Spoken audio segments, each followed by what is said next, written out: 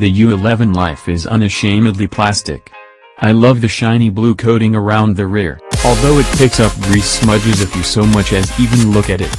I'm not overly concerned by this, though, as even with a little hand grease on board it still looks fabulous, unless it's under direct light, that is. It's a 5.2-inch handset, but it doesn't feel quite that large. A thin bezel sits around the screen, which, combined with the tapering rear, makes the U11 Life exceptionally easy to hold.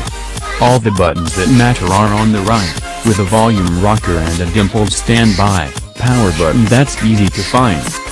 On the front you'll find a small fingerprint scanner, an LED notification light up at the top, and the front-facing camera. Along the bottom edge is a USB-C connector that's placed weirdly off-center, but no headphone jack. HTC includes a reasonably decent pair of USB-C headphones in the box, but no dongle with which to attach your regular 3.5mm headphones. And there's no dongle that allows you to charge while listening to your tunes or podcasts, either, which is just infuriating. Budget another £20 for buying these essential accessories. The U11 Life is IP67 certified, meaning it should survive a drop in the toilet or a heavy rain shower. This is a welcome feature, and by no means standard at this price point.